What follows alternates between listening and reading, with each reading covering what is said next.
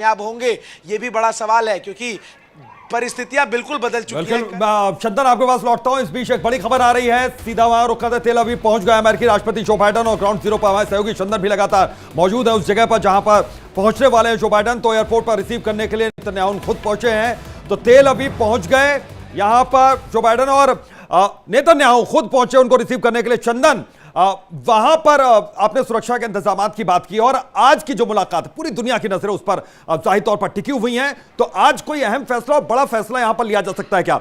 America की ओर से भी, अमेरिका के लिहाज से भी बहुत ज्यादा महत्वपूर्ण है और इजराइल के लिहाज से भी।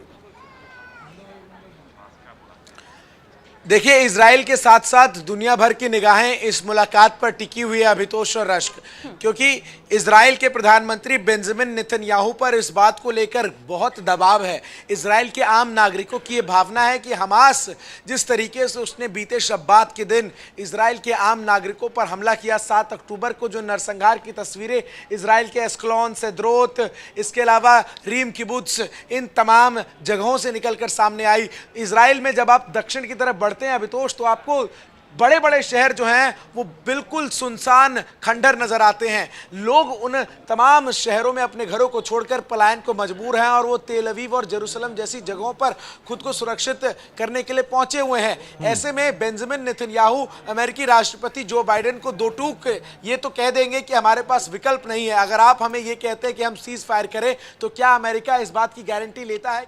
बिल्कुल, लौटते हैं आपके पास चंदन। और देखिए, ये मुलाकात यहां पर हुई है, किस तरीके से एयरपोर्ट पर रिसीव करने के लिए नेतन्याहू पहुंचे हुए हैं। और ये देखिए, जो बाइडेन यहां पर पहुंच गए हैं, नेतन्याहू उनको रिसीव कर रहे हैं और उसके बाद वहां पर जो और भी अमेरिकी अधिकारी हैं उनसे भी मुलाकात जो बाइडेन कर रहे हैं। और नेतन्याहू देखिए किस तरीके से कितनी आत्मीयता से यहां पर मुलाकात कर रहे हैं, बातचीत करने की कोशिश लगातार यहां पर हो रही है। लेकिन यह मुलाकात बहुत ज्यादा अहम और बहुत ज्यादा महत्वपूर्ण होने वाली है जो युद्ध चल रहा है उस लिहाज से। और ये देखिए किस तरीके से हाथों को एक दूसरे के पकड़ा है।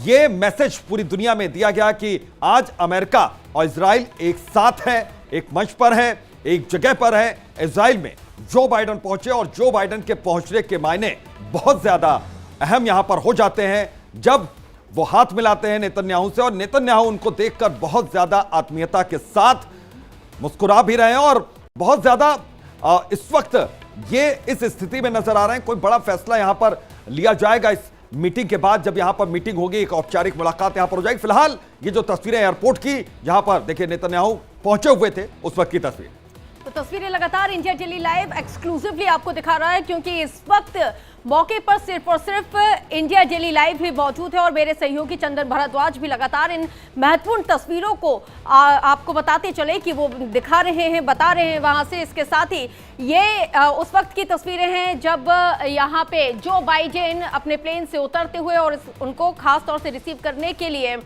बेंजामिन नेतन्याहू जो इजराइल के प्रधानमंत्री हैं वो उनको ग्रीट करने के लिए पहुंचे हुए थे। गले लगाकर उनका यहाँ पे आत्मीयता के साथ स्वागत किया गया है और फिर इतनी गर्मजोशी के साथ यहाँ पे हाथ मिलाया गया है। संदेश एकदम साफ यहाँ पे देने की कोशिश की है कि ये दोनों ही महाशक्ति एक साथ हैं। और जिस तरह से जो अमेरिका का स्टैंड इस पूरे जंग में लगातार निकल के सामने आया है और उसने खुले मंच से कहा है कि वो इजराइल का साथ दे रहे हैं, लेकिन जो हाल ही में जो तस्वीरें जिस तरह से सामने आई और जो तस्वीरें सामने आई उसके बाद जो अस्पताल पे हमला किया गया उसमें लाखों कई लोगों के मारे जाने की खबर आने के बाद अमेरिका ने यह भी कहा है कि युद्ध के नियमों को इजराइल ना तोड़े। ये तमाम